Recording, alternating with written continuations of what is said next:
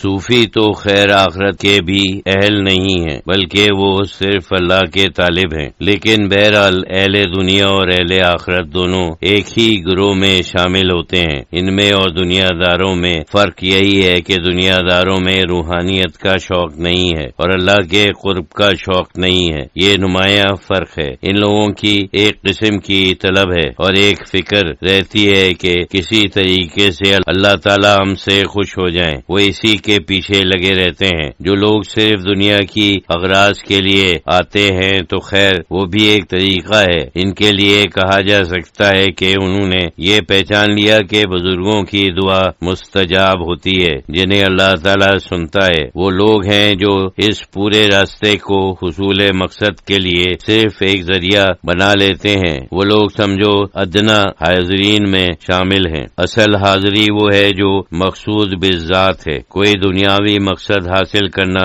مقصود نہیں ہے، بلکہ ان لوگوں کا قرب حاصل کرنا اور اللہ کا قرب حاصل کرنا مقصود ہے۔ کیونکہ اللہ مقصود بالذات ہے تو یہ بزرگ بھی ایک درجے میں مقصود بالذات ہو جاتے ہیں۔ یہ صحیح ہے کہ وہ بھی ذریعہ ہیں، لیکن اتنے اعلیٰ مقاصد کا ذریعہ بننا بھی ایک قسم کا مقصود بنتا ہے۔ اس راستے میں بھی کشف یا کیفیات کا حصول مقصود نہیں ہونا چاہیے، وہ بھی انعام ہوتے ہیں۔ جب کسی کے پاس ملنے کے لیے جاتے ہیں تو اس کے اوپر نظر نہیں ہوتی کہ وہ انعام میں کیا دیں گے یا تحفہ کیا دیں گے یا کیا کھانا کھلائیں گے۔ مقصد تو صرف اس کی ذات ہے۔ بس یہی نیت ہونی چاہیے کہ اس میں صبر اور استقلال ہونا چاہیے۔ یہ ضروری نہیں ہے کہ فوراً کوئی بات ظاہر ہو جائے۔ کام میں لگے رہنا چاہیے۔ کام میں لگے رہنا بھی ایک بہت بڑا انعام ہے، کیونکہ جب تک کہ خاص توجہ نہ ہو انسان کسی کام میں نہیں لگ سکتا۔ استقلال اور استقامت خود ایک بہت بڑا انعام ہے۔ استقامت حاصل ہی نہیں ہو سکتی جب تک کہ شوق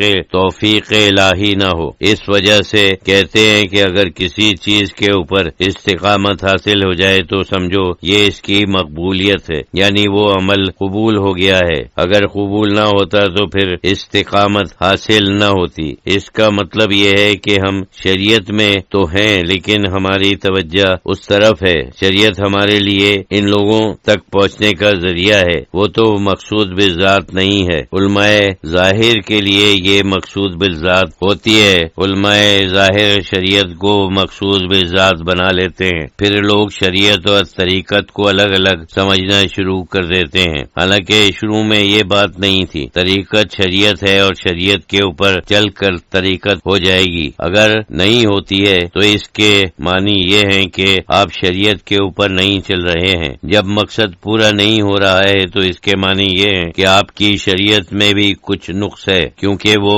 سمجھتے ہیں کہ صرف ظاہری ایک کام پورا کرنا ہی مقصود ہے، تو وہ سمجھتے ہیں کہ یہ الگ ہے اور وہ الگ ہے، حالانکہ طریقت شریعت ہی ہے اور اصل میں شریعت طریقت ہے۔ یعنی شریعت وہ چیز ہونی چاہیے جو ہمیں اللہ کے قرب تک پہنچائے۔ اگر اللہ کے قرب تک نہ پہنچائے تو پھر یہ کون سی شریعت ہے اور وہ کون سا راستہ ہے، کہاں تک پہنچتا ہے؟ اگر مقصود حاصل نہ ہو تو پھر یہ صرف ایک چکر ہی ہوگا کہ جہاں سے شروع کیا وہیں واپس آ گئے، یہ تو مقصود نہیں ہے۔ شاہ عبدالعزیز صاحب رحمۃ اللہ علیہ نے ایک بہت زبردست خواب دیکھا جو فتاوی عزیزی میں درج ہے۔ انہوں نے دیکھا کہ ایک بہت بڑی مجلس ہے اور اس میں حضرت علی کرم اللہ وجہ آنے والے ہیں۔ یہ بھی اس مجلس میں ہے۔ جس وقت حضرت علی کرم اللہ وجہ جو تشریف فرما ہوتے ہیں تو سیدھے پھر انہی کے پاس آتے ہیں اور ان سے باتیں کرنا شروع کر دیتے ہیں۔ شاہ صاحب کہتے ہیں کہ وہ ساری باتیں تو نہیں بتا سکتے، البتہ بعض سوالات انہوں نے خود کیے۔ انہوں نے پوچھا کہ آج کل تصوف کے جتنے طریقے ہیں ان میں سے آپ کو کون زیادہ پسند ہے؟ انہوں نے کہا کہ ایک دوسرے کے اوپر ایسی کوئی ترجیح نہیں ہے۔ پھر انہوں نے پوچھا کہ آپ کے زمانے میں جو طریقہ تھا اور اس زمانے میں جو طریقے ہیں ان میں کوئی فرق ہے؟ حضرت علی کرم اللہ وجہ نے فرمایا کہ فی الجملہ تو ایک ہی بات ہے، لیکن خاص بات یہ ہے کہ ہم نماز اور تلاوت ایک روحانی شغل کے طور پر کرتے تھے، یعنی ان کے لیے ان دونوں چیزوں کی حیثیت وہی تھی جو آج کل اشغال روحانی کی ہے۔ تو یہ فرق ہے، مطلب یہ ہے کہ وہی شریعت اور طریقت والی بات ہے۔ اس زمانے میں بالکل فرق نہیں تھا، یعنی جسے ہم شریعت کہتے ہیں وہی ان کی طریقت تھی۔